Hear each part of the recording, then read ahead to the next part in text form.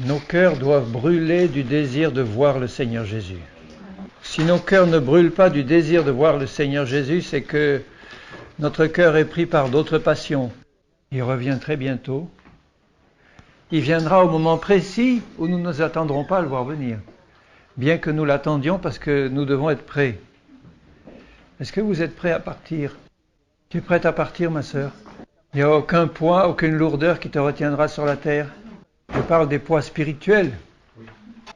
La puissance du sang de Jésus est telle qu'il est capable d'effacer tous nos péchés. Et le Seigneur, à la dernière trompette, voudrait que tous ses enfants soient attirés comme un aimant vers lui, brûlant du désir de voir le Seigneur Jésus. Est-ce qu'il n'y a rien qui te retient? J'ai entendu quelquefois des jeunes me dire « Oh, oui, il me tarde que le Seigneur Jésus revienne, mais je vais me fiancer bientôt, j'aimerais bien qu'il tarde un peu. J'aimerais bien profiter un peu de mon mari ou de ma femme. » Mais ça ne va pas, ça. Hein? Ça ne peut pas aller, parce que quand notre cœur est rempli du désir de voir le Seigneur Jésus, il passe avant tous.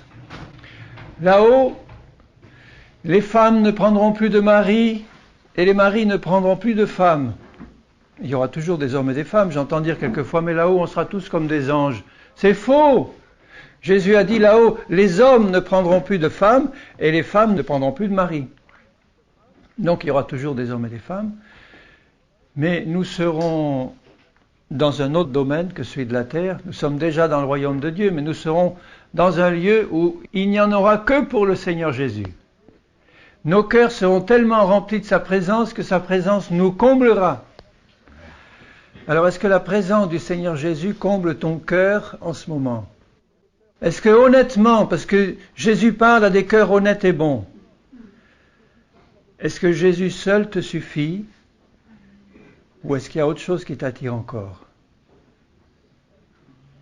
Tu dois aimer ton mari, tu dois aimer ta femme, hein, comme ta propre chair. Et si tu es rempli de l'amour de Jésus, tu vas le faire, y compris ton pire ennemi. Celui qui t'a piétiné, celui qui t'a calomnié, celui qui t'a rejeté. Est-ce que tu l'aimes d'un amour semblable à celui de Jésus qui a donné sa vie pour nous alors qu'on n'en était pas digne? Si nous n'avons pas dans le cœur une révélation profonde du Seigneur Jésus, nous allons rater notre vie. Tu veux rater ta vie ou tu veux la réussir? Tu veux bien la commencer et bien la finir, ou bien la commencer et mal la finir? Il y a 2 jours, j'ai eu un songe, ça ne m'arrive pas souvent, d'habitude j'ai des rêves complètement confus, je me rappelle à peine de ce... Mais là c'était un songe de Dieu, c'était précis et net. C'était un peu comme le voyage du pèlerin, vous savez, vous avez lu ce livre, Le voyage du pèlerin de John Bunyan? Eh bien, c'était comme si je revivais en songe une partie de ce voyage, la dernière partie. Parce que nous sommes dans la dernière partie. Le Seigneur revient bientôt. Le Seigneur revient très bientôt. Et j'étais avec quelqu'un avec qui on voyageait en permanence et je suis incapable de dire qui c'était. Je ne sais pas si c'était ma tendre épouse ou quelqu'un d'autre, mais enfin, je veux dire, il y avait quelqu'un qui voyageait avec moi et on était arrivé à l'étape finale où il y avait un fleuve et de l'autre côté, la Jérusalem céleste. Et je la voyais de mes yeux. Alors, il y en avait un qui était avec moi en permanence, et autour de nous deux, il y en avait d'autres qui étaient là, mais ils ne faisaient pas vraiment partie de l'équipe. On pouvait parler, etc. Et ils voyaient avec nous la Jérusalem céleste. Et moi, je disais à mon compagnon de voyage et aux autres, je disais, mais enfin, elle est là! Il faut y aller maintenant. Il n'y avait que cette rivière, ce n'était pas un fleuve immense, ce n'était pas l'Amazone, c'était un fleuve qui n'était pas très large. Et il y avait là des minuscules petits bateaux, minuscules, mais un peu comme les gondoles de Venise, vous savez, tout petits. Et il fallait prendre ces petits bateaux pour aller de l'autre côté. Alors il y avait là le propriétaire d'un des bateaux, et je lui dis, mais il faut y aller, prends ton bateau, ou tu me le passes ton bateau? Parce que moi j'avais pas de bateau, mais il y en avait plein là, des bateaux. J'en ai pris un, j'ai dit, tu me le passes? Il me dit, oui, oui, prends-le. Il est à moi, mais je ne suis pas pressé d'aller de l'autre côté. Pas encore maintenant. Alors avec celui qui voyageait avec moi, j'ai dit, bon, ben allons-y. On y est allés tous les deux. Et les autres disaient, ah ben, encore un peu, on attend encore un peu. Et quand nous sommes arrivés, nous, de l'autre côté, quelle joie, quel sentiment de joie, de paix remplissait. On était tellement heureux. Et on regardait les autres en face et ils ont fini par remarquer que nous étions heureux. Et ils ont dit, ben nous, on vient aussi. Et ils ont commencé à vouloir de toute leur force traverser. Certains se sont même jetés à l'eau. Mais il n'y en a pas un seul qui arrivait de l'autre côté. Aucun, c'était trop tard. C'était comme s'il leur était impossible. Ils nageaient, je les voyais nager, ils essayaient de toucher, mais ils n'y arrivaient plus. C'était curieux comme impression. C'était comme si on était devenu invisible à leurs yeux. Ils n'ont pas pu traverser. Voilà le songe que j'ai eu. Quand la dernière trompette va retentir, bientôt, il y en a qui vont être attirés comme des aimants par le Seigneur Jésus et ils partiront sans regret. Parce que leur cœur est déjà fixé ailleurs.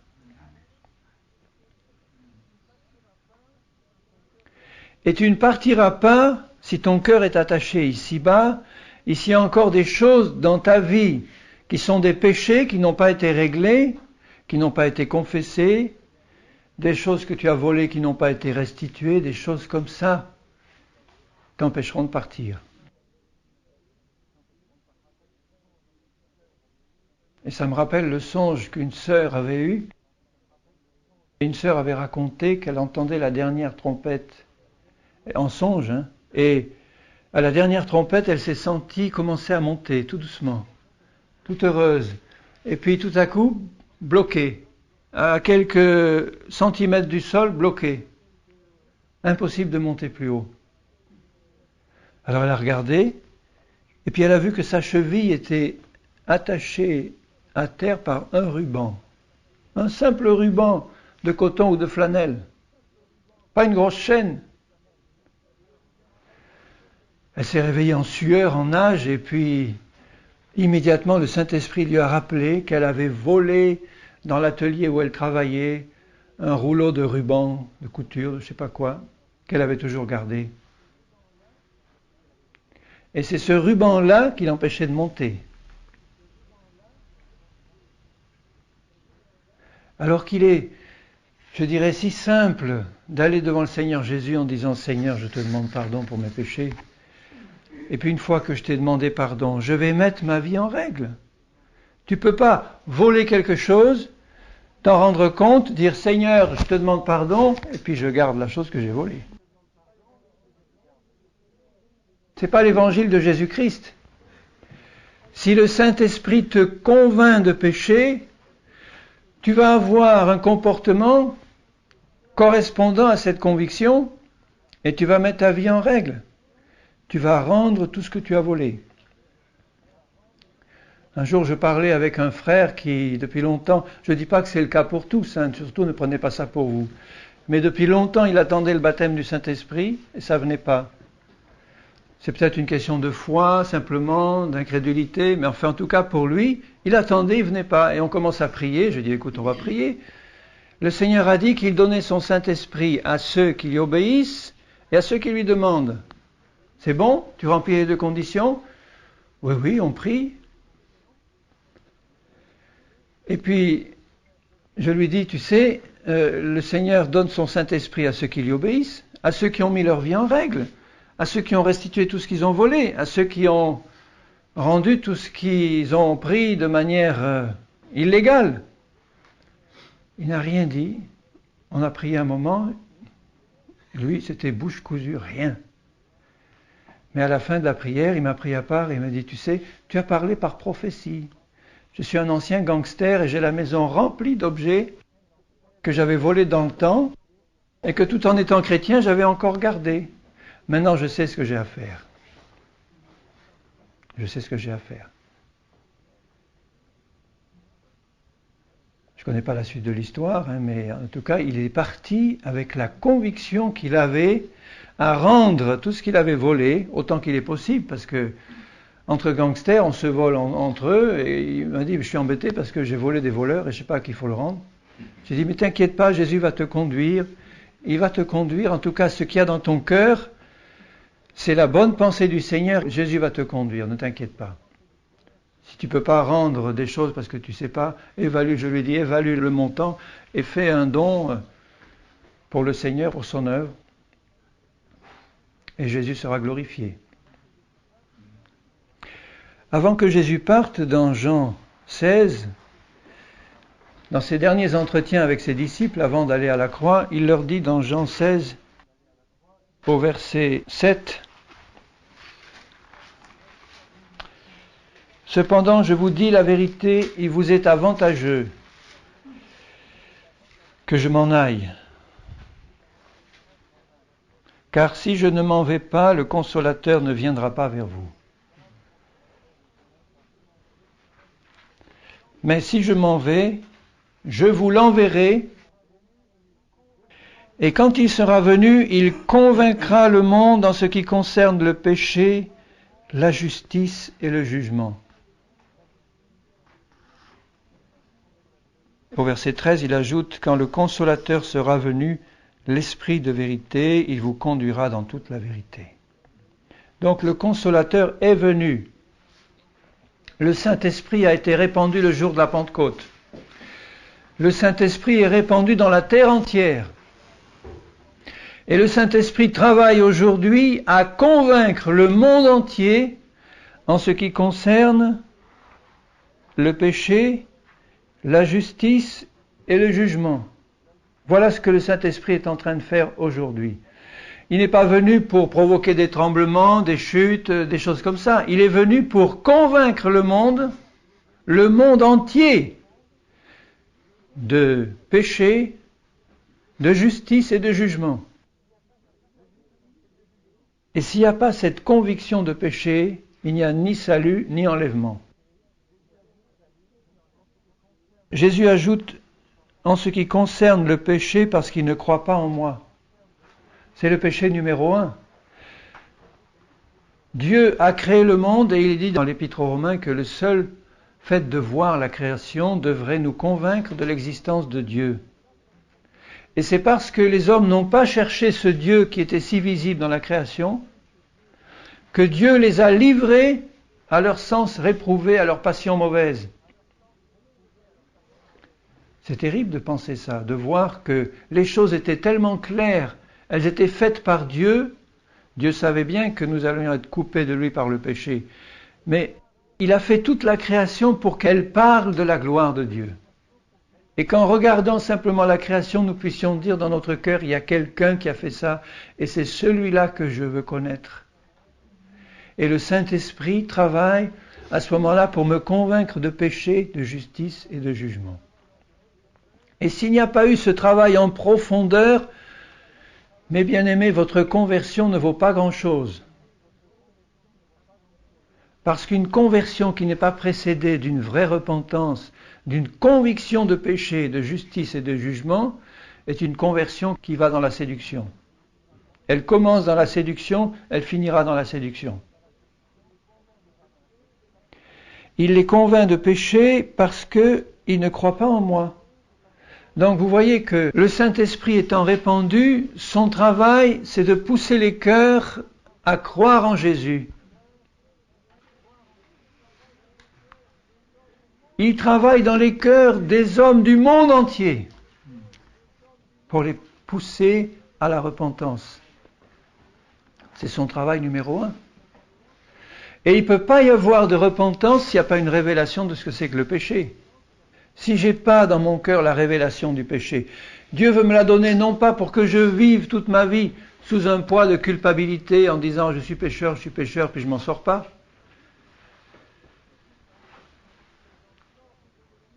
C'est pour que j'en sorte qu'il me révèle le péché, parce qu'en me révélant le péché, il dit ensuite, il va te convaincre de justice et de jugement.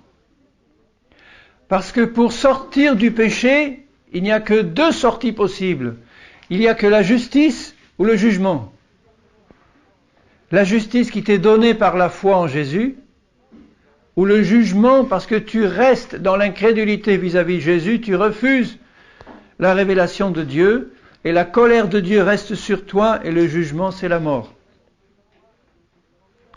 Donc le travail du Saint-Esprit, c'est ça, convaincre de péché, pour que cette conviction de péché débouche sur la justice de Dieu que Dieu veut nous donner, ou sur le jugement de Dieu, parce que Dieu est juste, et il va juger. Son jugement reste sur ceux qui ne croient pas en Jésus. La colère de Dieu demeure sur ceux. Dans le même passage où il est dit « Car Dieu a tant aimé le monde, qu'il a donné son Fils unique, afin que quiconque croit en lui ne périsse pas, mais qu'il ait la vie éternelle », dans le même passage, il est dit que la colère de Dieu demeure sur ceux qui ne croient pas. Donc c'est l'amour de Dieu et la colère de Dieu, ensemble. L'amour de Dieu pour ces pécheurs que nous étions tous et que nous sommes peut-être encore et qui veut nous sortir de cet état par la conviction du péché. Comment est-ce qu'un pécheur peut sortir de son état de péché s'il n'a pas la conviction de péché? Donc c'est le travail numéro 1 du Seigneur. Personne ne pourra arriver le jour du jugement devant Dieu en lui disant « Seigneur, comment voulais-tu que je m'en sorte? Je n'avais aucune révélation du péché. » Le Seigneur lui dira, mais mon esprit a été répandu pour convaincre le monde entier de péché. Tu as refusé cette conviction. C'est pas moi qui suis responsable, dit Dieu. C'est toi, parce que le Saint-Esprit est répandu dans le monde entier. Il travaille en ce moment même dans tous les cœurs pour les convaincre de péché, de justice et de jugement. D'autant plus que le jugement est proche. Dans l'Épître aux Romains, et le Seigneur qui nous aime veut nous en sortir. Au chapitre 2 de l'Épître aux Romains, il dit au verset 3, « Penses-tu, ô homme, qui juge ceux qui commettent de telles choses ?» Tous ces péchés qu'il vient de rapporter au chapitre 1. « Et qu'il est fait que tu échapperas au jugement de Dieu ? Ou méprises-tu les richesses de sa bonté, de sa patience et de sa longanimité, ne reconnaissant pas que la bonté de Dieu te pousse à la repentance? » Le travail du Saint-Esprit, c'est ça. Conviction de péché, parce qu'il nous pousse à la repentance. Ne reconnais-tu pas que la bonté de Dieu te pousse à la repentance? Donc celui qui ne se repent pas, c'est pas celui qui serait incapable de se repentir. C'est celui qui résiste à l'action du Saint-Esprit, qui en permanence pousse les hommes du monde entier à se repentir. C'est le travail du Saint-Esprit en ce moment.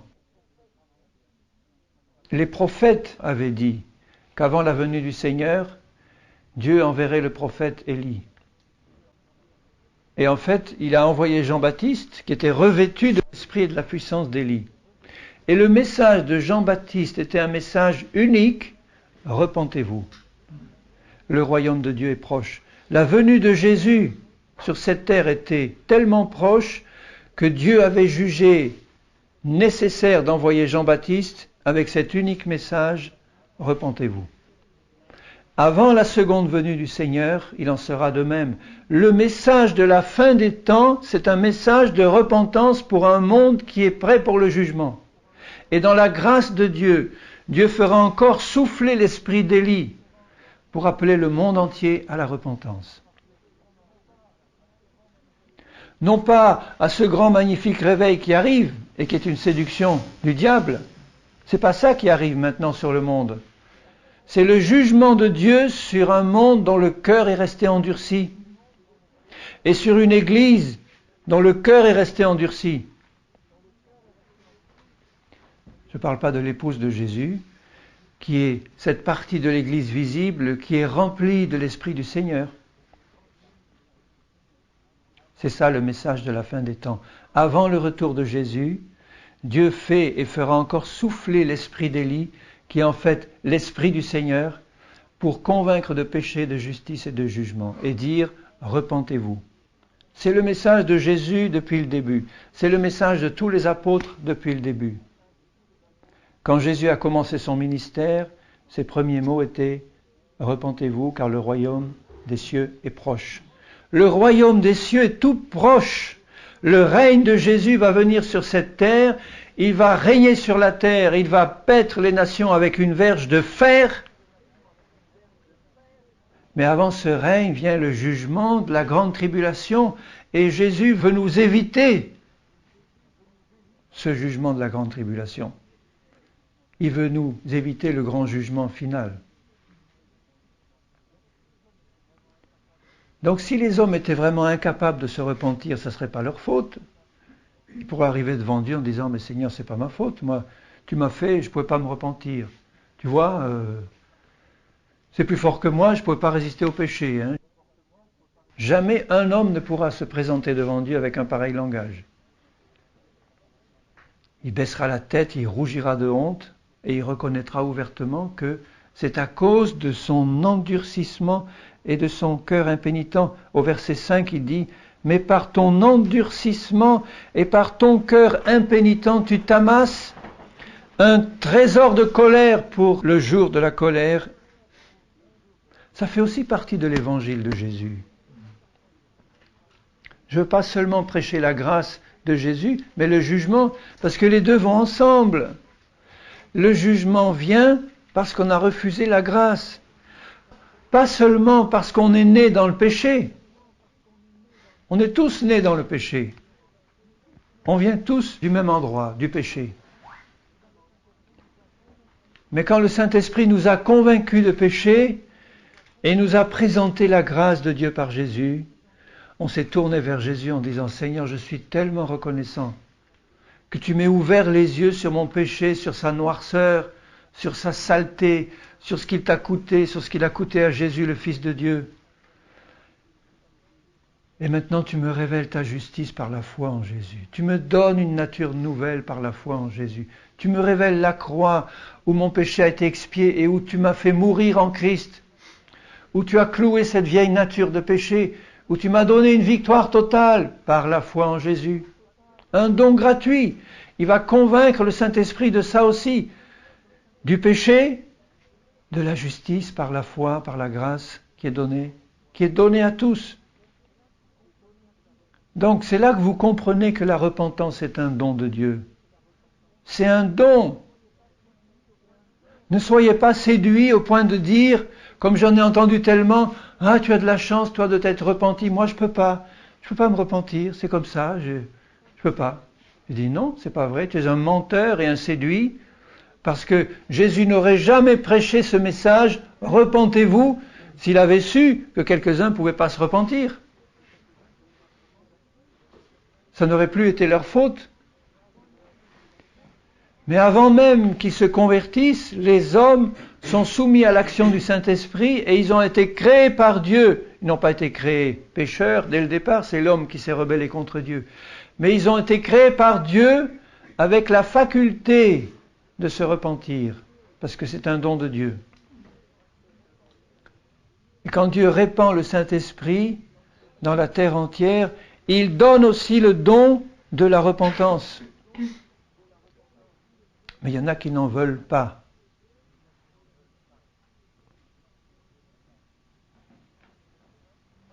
Ils ne comprennent pas qu'ils choisissent eux-mêmes de se mettre sous le jugement de Dieu et ils ne voient pas les conséquences de ce refus. Dans le livre des Actes, au chapitre 5 et au verset 29, Pierre et les apôtres répondirent, « Il faut obéir à Dieu plutôt qu'aux hommes. Le Dieu de nos pères a ressuscité Jésus que vous avez tué en le pendant au bois. Dieu l'a élevé par sa droite comme prince et sauveur pour donner à Israël la repentance et le pardon des péchés. » Parce que la repentance de Dieu va forcément avec le pardon des péchés. Nous sommes témoins de ces choses, de même que le Saint-Esprit est témoin de ces choses. C'est lui qui est derrière cette action du Seigneur, de Dieu, le Père, pour donner la repentance et le pardon des péchés à tous ceux qui croient. De même que le Saint-Esprit que Dieu a donné à ceux qui lui obéissent. Alors, au lieu d'avoir le cœur touché, qu'est-ce qu'ils font? Furieux de ces paroles, ils voulaient les faire mourir. Ils n'étaient pas des hommes spéciaux, incapables de se repentir. Ils avaient le cœur endurci, le cœur rebelle. Et au lieu d'écouter ce message en disant « mais il est pour nous aussi », on s'est trompé, on a tué le juste, on l'a fait tuer, mais on comprend maintenant notre erreur. Donc ils avaient très bien compris ce que Dieu voulait leur dire, mais ils ont refusé. Furieux de ces paroles. Je lirai dans l'évangile de Matthieu, au chapitre 3. Alors je suis conscient du fait que je parle en majorité à des chrétiens et que le message de la repentance est pour les chrétiens. Ne croyez pas qu'une fois que vous êtes repenti, une fois pour toutes au début de votre conversion, après, vous n'avez plus besoin de repentance. Nous avons besoin de repentance chaque fois qu'il est nécessaire, c'est-à-dire chaque fois que nous péchons.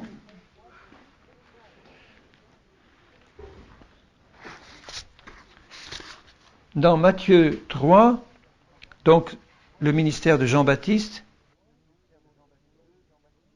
au verset 2, Jean-Baptiste disait « Repentez-vous, car le royaume des cieux est proche. » Jean est celui qui avait été annoncé par Ésaïe le prophète, lorsqu'il dit « C'est ici la voix de celui qui crie dans le désert, préparez le chemin du Seigneur. » Il vient bientôt.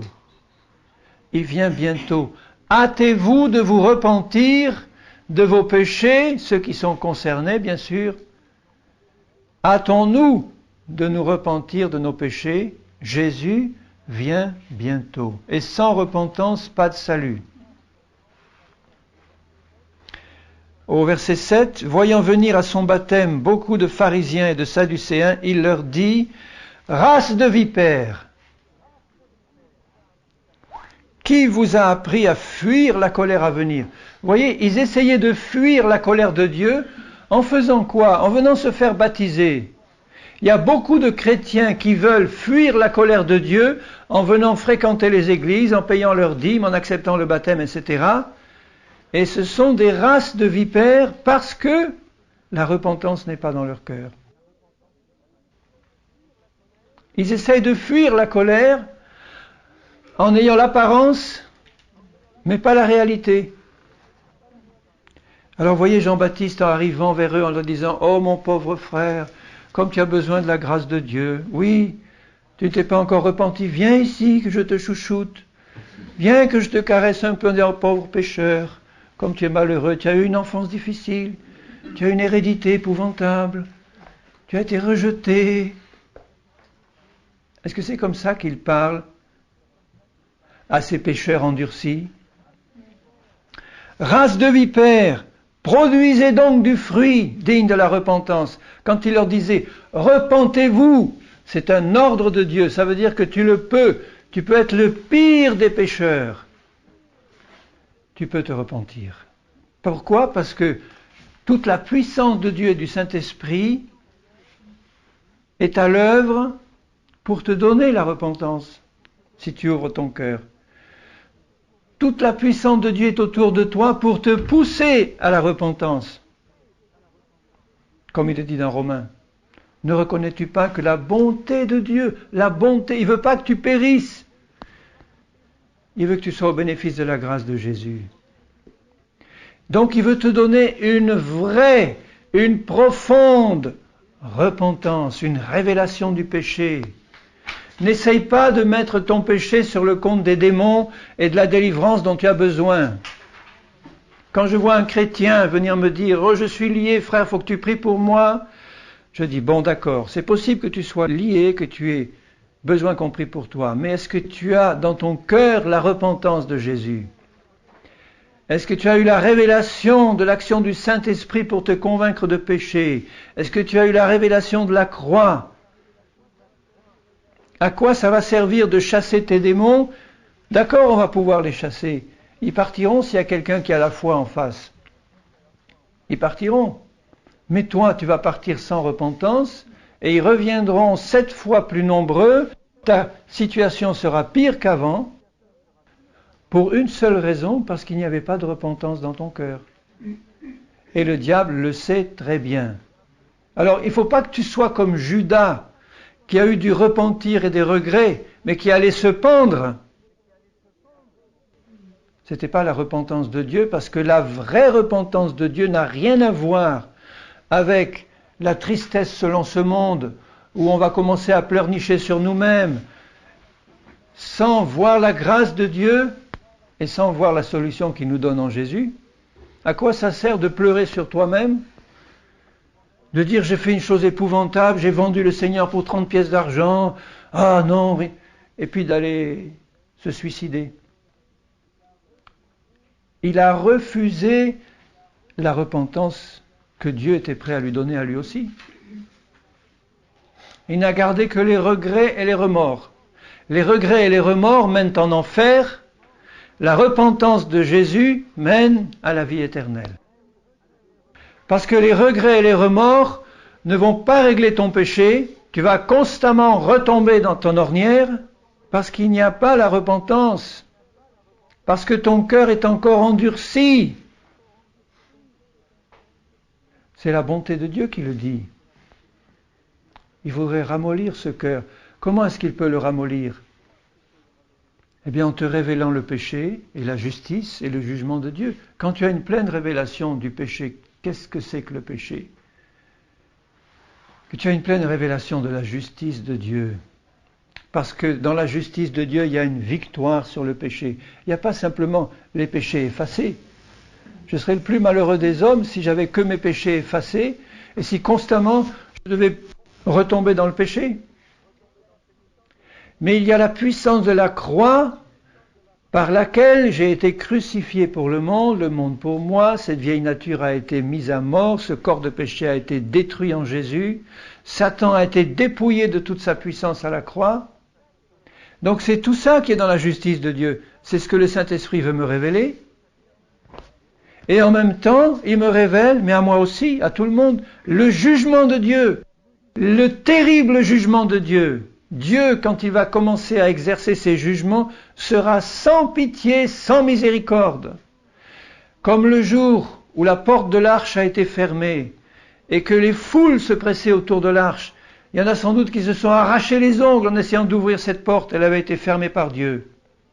Et Dieu a fait pleuvoir 40 jours et 40 nuits, sans aucune miséricorde sur les hommes, les enfants, les nourrissons, tous les animaux terrestres. Tout le monde a péri. Les mêmes jugements par le feu s'abattront sur la terre entière et tous vont périr. Et Jésus, dans sa bonté, voudrait que nous évitions cette catastrophe. Voyez ce qui se passe au Honduras, au Nicaragua. Est-ce que vous pensez qu'ils sont plus pécheurs que nous? Mais pas du tout. Comme Jésus disait, ceux sur lesquels la tour de Siloé est tombée, on a fait mourir je ne sais pas combien. Vous pensez qu'ils étaient plus pécheurs que vous? Pas du tout. Jésus leur dit, la même chose vous arrivera si vous ne vous repentez pas. Donc ces pauvres gens ne sont pas plus pécheurs que nous. N'allez pas dire que c'est parce que ce sont des adorateurs de Satan, qu'il se passe des choses épouvantables, et que c'est le jugement de Dieu qui vient sur eux. Mais nous en France, on est bénis, on est des bons chrétiens depuis des siècles. La même chose nous arrivera parce que c'est le même péché ici que là-bas. Si nous ne nous repentons pas.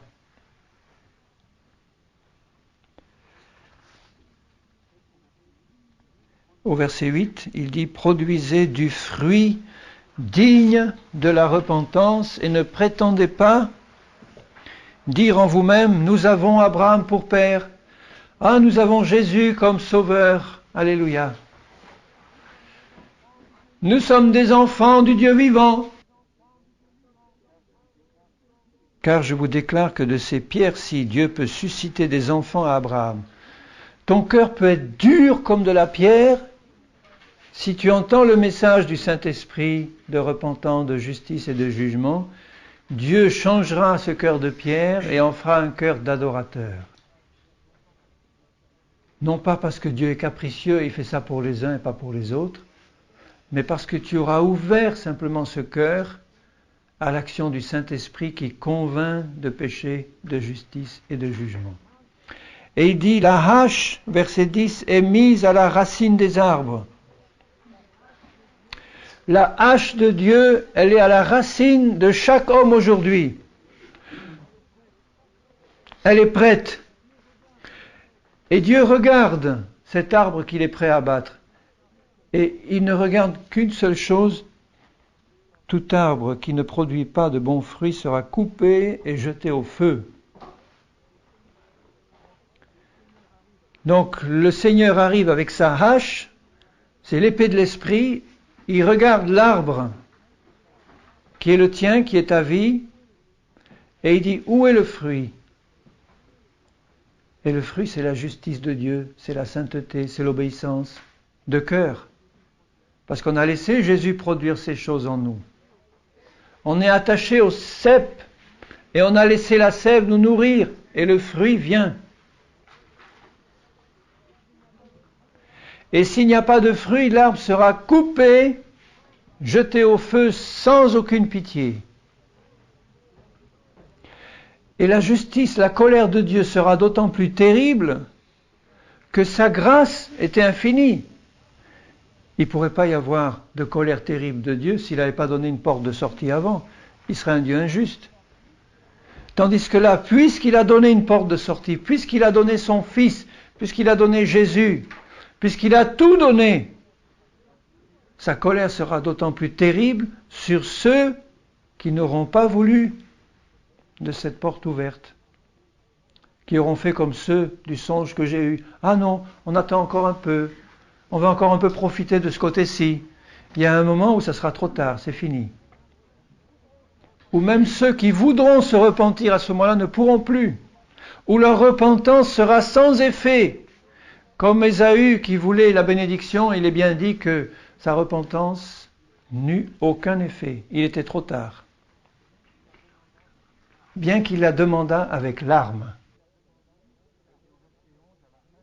Et au verset 11, à la fin du verset 11, il dit, « Lui, il vous baptisera du Saint-Esprit et de feu. » Un vrai baptême du Saint-Esprit commence par un vrai baptême de repentance, et ensuite continue par un baptême de sainteté, le tout par la foi en Jésus.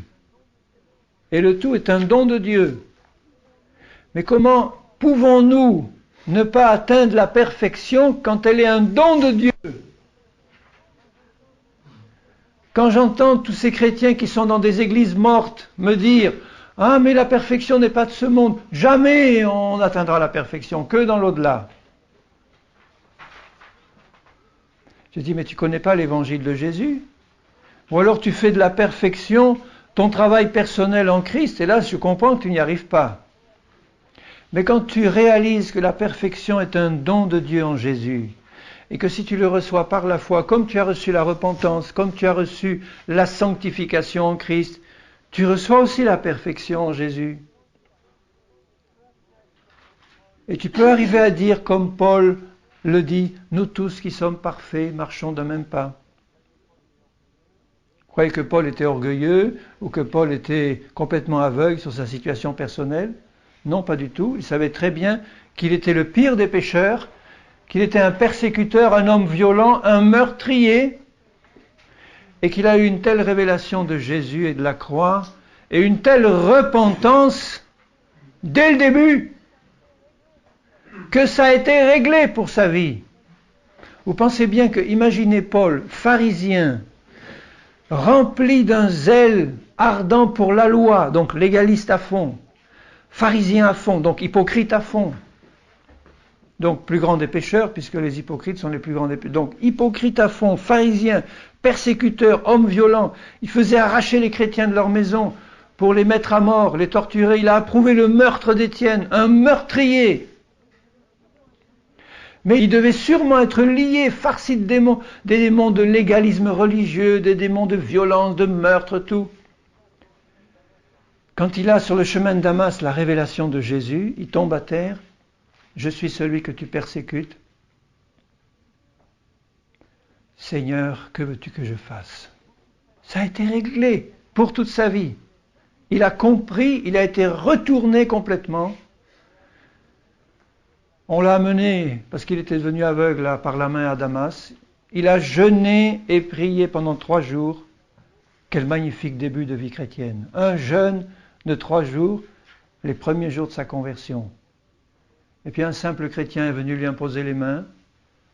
Paul, mon frère, Jésus m'a envoyé pour que tu recouvres la vue et que tu sois rempli de l'Esprit. Et ça y est, Paul a été changé. Il a plus ce long processus pénible de délivrance de son passé, de tout ça, de ses démons. Il a compris, il a eu dès le départ la révélation de Jésus, il a eu la révélation de la repentance, du péché, de la justice et du jugement par Jésus. Et il s'est mis aussitôt à servir de tout son cœur celui qu'il dénonçait et celui qu'il persécutait.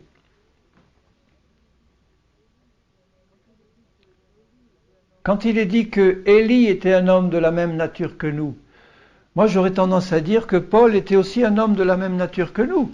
Il était meurtrier, persécuteur, violent. Ce que dans le fond nous étions tous à des degrés divers dans la chair.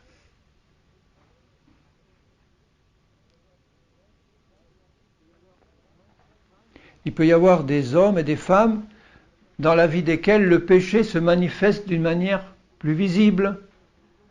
Mais dans le fond des cœurs, nous venons tous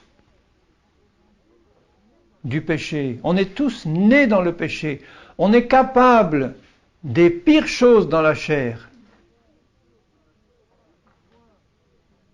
Et si toi, tu étais né dans l'environnement de ce meurtrier, de cet homme violent, de ce persécuteur, etc., et si tu avais été à la même école que lui, tu serais devenu peut-être pire que lui. Parce que la nature, c'est la même. Et si Paul a pu être retourné de cette manière par une révélation profonde de Jésus, tu dois l'être aussi. C'est qu'on t'a prêché peut-être un évangile édulcoré qui n'est pas l'évangile de Jésus-Christ. Parce que l'évangile commence par ces mots « repentez-vous ». Si on t'a prêché un évangile en disant « Jésus est ton ami, Jésus va t'aider, Jésus va pourvoir à tous tes besoins », oui c'est vrai tout ça. Mais si on ne te dit pas dès le départ « repens-toi, repens-toi », repens-toi de tes péchés, ça veut dire change de vie, détourne-toi. Et je ne pourrais pas le dire si je ne savais pas que c'est possible à tous les hommes. Celui qui manque de repentance, il a une attitude simple, il met toujours la faute sur le dos des autres. Alors que celui qui a compris ce que c'est que la repentance, il se tourne à la lumière du Saint-Esprit vers lui-même et il dit « Seigneur, je suis un homme pécheur ». Vous vous rappelez la parabole du pharisien et du publicain? Seigneur, je te loue de ce que je ne suis pas comme les autres pécheurs, comme ce publicain-là. Ah non, je donne ma dîme, je vais au service, je suis bien. Et l'autre, quelle était la différence entre les deux? L'un était convaincu de péché, le publicain, et l'autre ne l'était absolument pas. Il voyait simplement ce publicain-là, cet homme méprisable. Lui se voyait très bien. Parce qu'il était incapable de se repentir, parce qu'il avait refusé l'action du Saint-Esprit qui voulait le convaincre de péché. Comme l'action du Saint-Esprit s'étend sur tous les hommes, à un moment donné ou à un autre de ta vie, le Saint-Esprit va te révéler ton péché, et maintenant il attend que tu acceptes la justice ou le jugement. Et à force de te parler, si tu as résisté au Saint-Esprit et endurci ton cœur, il arrivera un moment où tu ne pourras plus entendre la voix du Saint-Esprit et tu seras perdu pour toujours. Et tu seras perdu non pas parce que Dieu ne t'a pas fait la grâce de la révélation, mais parce qu'il te l'a faite bien plus d'une fois, et que tu t'es endurci par ton cœur impénitent, ça veut dire ton cœur qui refuse de se repentir du mal que tu as fait à Dieu, à toi-même et aux autres par ton péché.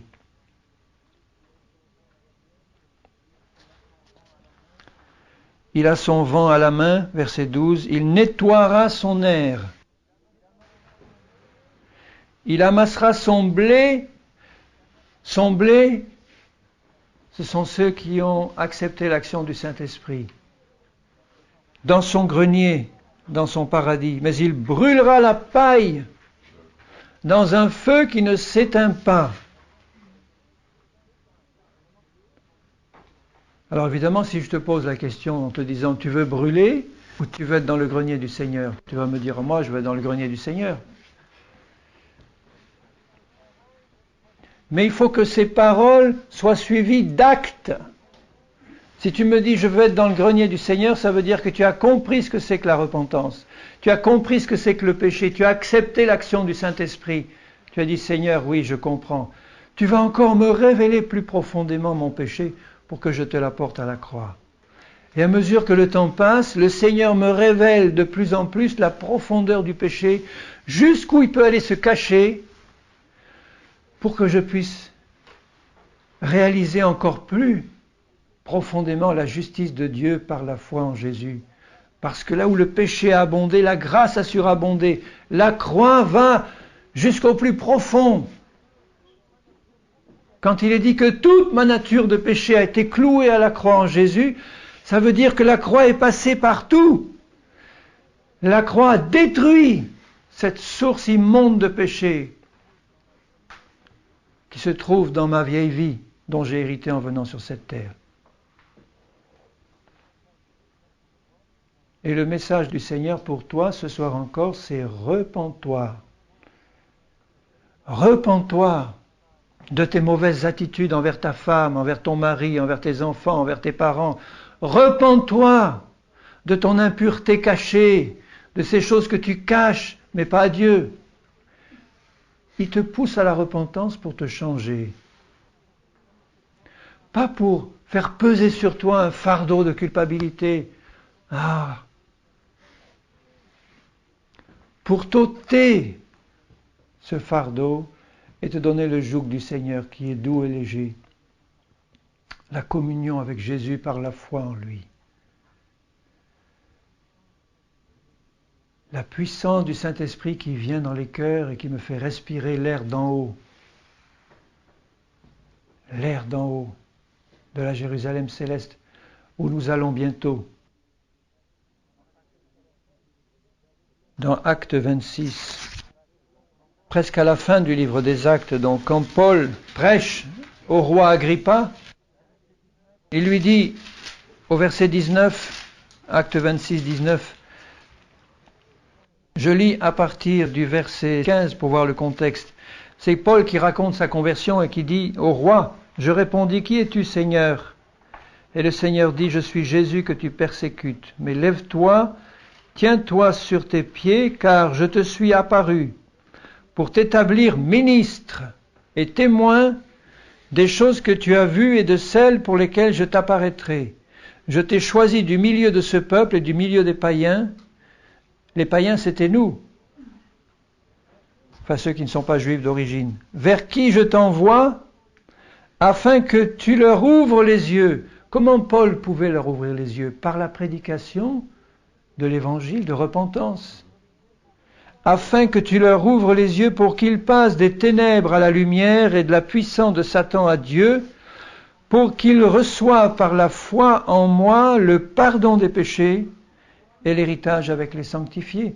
Comment est-ce que je peux avoir le pardon de mes péchés, sinon en me repentant? Sinon tu vas recommencer tout le temps. Si tu n'es pas repenti de ton péché, tu vas retomber tout le temps. Le fait que tu retombes tout le temps n'est que la preuve que tu n'es pas repenti. Alors, le message de Dieu pour toi ce soir, c'est repens-toi avant qu'il soit trop tard. Et il ajoute, En conséquence, roi Agrippa, je n'ai pas résisté à la vision céleste. Tu vois comment le processus se fait? Jésus se révèle, il aurait pu résister à la vision céleste, comme tant d'hommes et de femmes le font, et il ne l'a pas fait. À ceux de Damas d'abord, puis à Jérusalem, dans toute la Judée et chez les païens, j'ai prêché la repentance. C'était le message de base de Paul. Il arrivait quelque part, il ne disait pas « Ah, vous allez recevoir une nouvelle onction, vous allez danser, chanter, vous allez vous réjouir dans la présence de Dieu. » Il commençait par leur dire « Repentez-vous. Repentez-vous. » Après, peut-être, le reste viendra. Si Dieu le permet. Si c'est fait dans le Saint-Esprit et selon sa volonté, ça viendra. Mais en tout cas, ce n'est pas une promesse que Dieu nous a donnée, précise, de nous faire sauter et danser sur cette terre. Bon, on peut le faire par certains moments quand le Saint-Esprit nous saisit, mais il dit d'abord la repentance et la conversion à Dieu. Ouais, une conversion, c'est ça. Je marchais dans cette direction, vers la perdition, vers le monde et dans les passions de ce monde. J'ai eu la révélation de Jésus, donc j'ai eu la révélation de mon péché, de la justice de Dieu et de la colère de Dieu et de son jugement. Et j'ai choisi. J'ai dit, je me détourne et maintenant, Jésus, je marche avec toi. Et toute l'aide du Seigneur est pour moi. Il me prend tel que je suis, avec mes problèmes, mes faiblesses. Il me fortifie, il me fait grandir en lui, il fait grandir Christ en moi. Il me rend plus que vainqueur. Mais pourquoi? Parce que mon cœur a été touché, que je n'ai pas résisté à la vision céleste et que j'ai dit, Jésus, je te donne ma vie tout entière, prends-la. Pas à moitié, pas à 99,9, mais à 100%. Même si tu ne sais pas ce que ça veut dire, tout à fait, 100%, je ne sais pas trop ce qui m'attend avec toi, Seigneur, mais je veux marcher avec toi. Parce qu'au bout du compte, tout va concourir à mon bien. Tout. Parce que mon cœur est entier pour toi et que je t'aime. Toutes choses concourent au bien de ceux qui aiment Dieu. Si tu aimes Dieu, tout va concourir à ton bien. Et là, il dit qu'il a prêché la repentance et la conversion à Dieu. Il a prêché la pratique d'œuvres dignes de la repentance. Ça veut dire qu'il arrivait devant ces pécheurs de Corinthiens.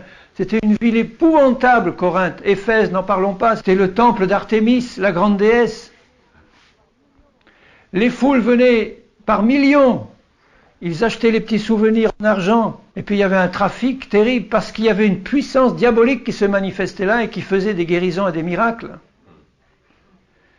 Et quand Paul est arrivé, qu'est-ce qu'il a fait? Il a prêché la repentance à Corinthe comme à Éphèse.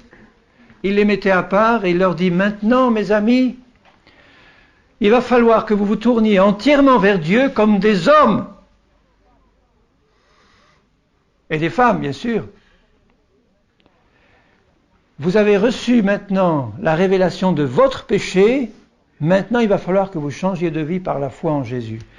Et que vous pratiquiez des œuvres dignes de votre repentance. Paul leur disait, je veux voir dans ta vie pratique si tu t'es repenti ou pas. Et si tu montres par tes œuvres, par tes actions pratiques que tu n'es pas repenti, va te repentir et arrête de souiller l'Église par ta présence si tu ne t'es pas repenti. En fait, c'était un peu le langage que Paul leur disait. Quand il dit aux Corinthiens, comment vous acceptez au milieu de vous quelqu'un qui couche avec sa belle-mère et vous ne vous êtes pas repenti, vous ne vous êtes pas humilié devant Dieu, vous n'avez pas mis dehors celui-là? Eh bien, vous et moi étant assemblés par la puissance du Saint-Esprit, qu'un tel homme soit livré à Satan pour la destruction de sa chair, pour que son esprit soit sauvé au jour du jugement. C'est ça l'esprit d'Élie, et c'est ça l'esprit de Jean-Baptiste. Quand Élie, par sa prière sur le mont Carmel, fait descendre le feu du ciel, et que les 850 prophètes de Baal et d'Astarté avaient passé toute la journée à essayer de le faire descendre. Mais s'il le faisait, c'est qu'il l'avait fait descendre avant, avec leurs incantations diaboliques. Ils devaient s'attendre à ce que leur Baal fasse pareil. Et Dieu, cette fois, a interdit. Il a dit à Baal, c'est-à-dire à Satan, Tu ne bouges pas. Aujourd'hui, c'est ma gloire qui va éclater. Aujourd'hui, c'est mon prophète qui va révéler qui est le vrai Dieu. Et quand le feu du ciel est descendu, tout le peuple a dit « Ah, c'est lui, c'est l'Éternel, le vrai Dieu. » Et quelle a été la réaction d'Élie envers les prophètes de Baal et d'Astarté? « Chers amis, maintenant, vous avez compris, venez, on va s'occuper de vous, on va délivrer de vos démons. » Il a pris une épée, il les a amenés au torrent, il leur a tous tranché la tête. Maintenant, c'est spirituellement que nous devons capter le message. Ça veut dire que nous devons prêcher une conversion sans faille, une repentance complète et réelle, avec une assurance qu'on a le plein secours de Dieu, parce qu'il est là avec sa grâce et sa miséricorde pour nous aider quand on a un cœur honnête et bon. Dieu nous ouvre le cœur quand on a un cœur honnête et bon, il nous ouvre l'esprit, il nous ouvre l'intelligence. Comme la marchande de pourpre qui était là, qui écoutait Paul à Philippe. Et parce qu'elle était attentive et qu'elle était une femme craignant Dieu, Dieu lui a ouvert le cœur pour qu'elle comprenne. Tu vois, si elle avait été une femme dure de cœur, résistante au Seigneur, Dieu ne lui aurait pas ouvert le cœur. Ça aurait été la faute de qui? De Dieu, qui ouvre les cœurs aux uns et pas aux autres. Je lis ce passage dans Acte 16. C'est pour vous montrer comment la repentance agit dans les cœurs. Dans Acte 16, au verset 13, le jour du sabbat, nous nous rendîmes hors de la porte vers une rivière où l'on avait accoutumé de faire la prière. C'était sans doute leur culte païen. Il y avait un lieu de prière, mais ce n'était pas des prières chrétiennes qu'ils faisaient là. Nous nous assîmes et nous parlâmes aux femmes qui étaient réunies. Je suis certain qu'il a dû leur prêcher la repentance par la foi en Jésus. Parce que c'est la base de l'évangile. L'une d'elles, nommée Lydie, marchande de pourpre de la ville de Thyatire, était une femme craignant Dieu. Tu peux être le pire des païens, mais craindre Dieu. Et elle écoutait. Elle écoutait. Le Seigneur lui ouvrit le cœur pour qu'elle soit attentive à ce que disait Paul. Pourquoi le Seigneur lui a ouvert le cœur? Parce que c'était une femme craignant Dieu. Elle était une pécheresse comme les autres. Une femme craignant Dieu qui écoutait. Elle n'a pas fermé son cœur au message de l'Évangile. Dieu lui a ouvert son cœur et lui a révélé. Et après qu'elle lui était baptisée, oui, ça n'a pas traîné, avec sa famille qui a dû croire aussi en même temps, elle nous fit cette demande: si vous me jugez fidèle au Seigneur, entrez dans ma maison et demeurez-y. Je lirai encore une référence dans la deuxième épître aux Corinthiens, au chapitre 7. Les Corinthiens avaient eu un grave problème vis-à-vis de Paul, et il semble que ce problème-là avait déjà été réglé, et Paul leur écrit donc une deuxième lettre pour leur faire comprendre que lui avait compris qu'il s'était repenti. Et il leur dit, la deuxième partie du verset 7, « Tite nous a raconté votre ardent désir, vos larmes, votre zèle pour moi, donc pour Dieu, en sorte que ma joie a été d'autant plus grande. » Donc ce n'est pas tellement les larmes. Il y a beaucoup de gens qui passent leur temps à pleurer sur leurs péchés, mais ça ne change rien à leur comportement pratique. Parce que ce ne sont pas des larmes de repentance. Là, les Corinthiens avaient pleuré, mais ils avaient vraiment eu la repentance. Il dit, « Quoique je vous ai attristé par ma lettre, je ne m'en repens pas. » Moi, j'aime ce langage ferme, là. Il les avait attristés par sa lettre. Il n'était pas là tout le temps à essayer de leur donner un peu de la joie du Seigneur. Comment peux-tu donner de la joie du Seigneur à des pécheurs endurcis dans leurs péchés? Ça ne peut pas aller. Le Seigneur dit dans Ésaïe 2, il dit, j'en ai jusque-là. Il dit, j'en ai jusque-là de vos fêtes, de vos solennités, de vos cérémonies, alors que vos vies sont pleines de crimes.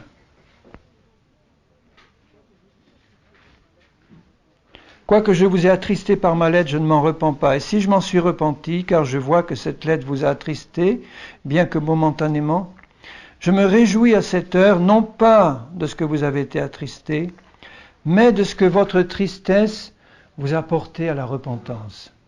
Voilà une tristesse selon Dieu.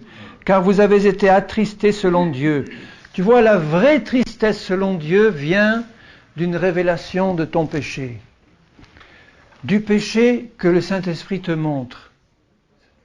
Et en même temps, de la grâce que Dieu nous offre par Jésus.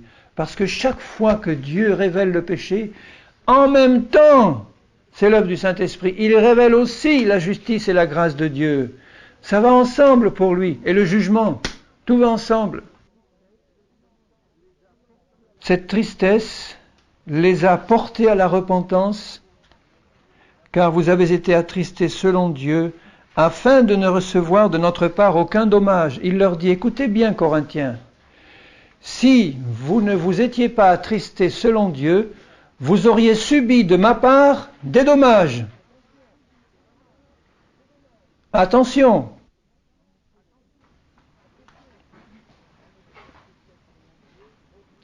En effet, la tristesse selon Dieu produit une repentance à salut dont on ne se repent jamais, qu'on ne regrette jamais, tandis que la tristesse du monde produit la mort, c'est Judas. La tristesse du monde, c'est pas la repentance. La tristesse du monde, c'est avoir le regard tourné sur soi, sur sa misère, sur toutes les mauvaises choses qu'on voit dans sa vie, sans voir l'action du Saint-Esprit pour m'en faire sortir. Donc c'est une tristesse qui vient de Satan, qui veut me mener à la mort, ou au suicide, ou à la destruction. Alors que l'action du Saint-Esprit produit en moi une toute autre tristesse, qui me révèle le péché, mais qui me conduit à la vie, parce que dans l'action du Saint-Esprit, il y a la révélation de mon péché et la révélation de la solution en Christ, de la grâce de Dieu, de la foi que Dieu veut me donner, de la justice qu'il veut me donner. Dieu veut que tous les hommes soient sauvés, parviennent à la repentance et au salut.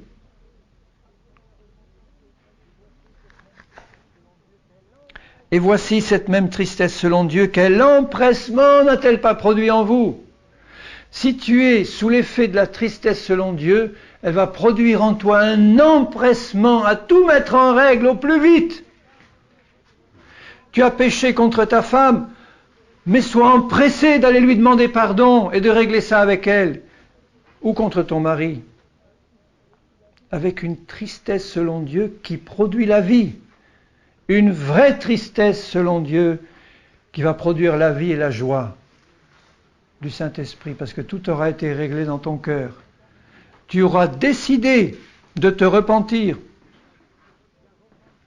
Alors je te le dis, la repentance qui est un don de Dieu est une décision de toi personnellement, de prendre ce que Dieu te donne ou de le refuser. La repentance, comme le pardon, c'est une décision personnelle d'accepter ou de refuser ce que Dieu me donne. C'est tout.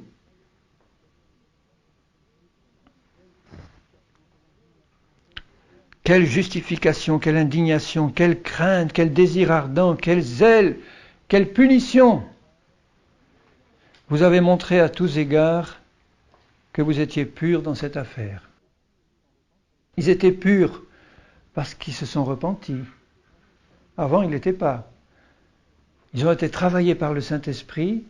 Le Saint-Esprit a provoqué en eux cette réaction, cette tristesse selon Dieu, qui les a poussés dans les bras du Seigneur pour recevoir son pardon et qui les a poussés à changer complètement leur vie et leur comportement pour marcher droit.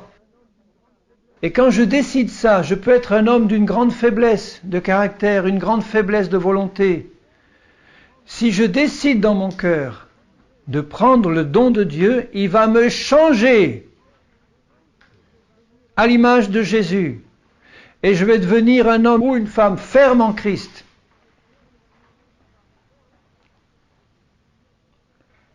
Tu es capable de prendre cette décision. Tu es capable. Si tu dis « j'en suis incapable », c'est que tu as le cœur endurci. Tu es capable de dire « Seigneur, je veux me repentir, je me repens. Amen Seigneur, je me repens. » Donc j'ouvre mon cœur à l'action de ton Esprit Saint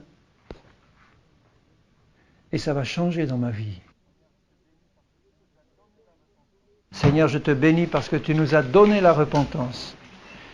Tu veux que tous les hommes soient sauvés, soient des hommes et des femmes droits, remplis de ton esprit, ayant tout donné pour marcher dans la vérité, parce que tu nous donnes. Tu nous donnes Jésus et avec lui tu nous donnes tout. Seigneur, je te prie ce soir que s'il y avait au milieu de nous des cœurs qui étaient encore partagés, tu leur parles par ton Saint-Esprit. Et tu nous révèles constamment le péché dans nos vies, pour que nous t'apportions ce péché et que par la puissance du sang de Jésus et de la croix, tu nous fasses entrer plus profondément dans ta victoire en Jésus. Seigneur, que ton nom soit glorifié et sanctifié. Je t'en remercie, mon Père, dans le nom de Jésus-Christ. Amen.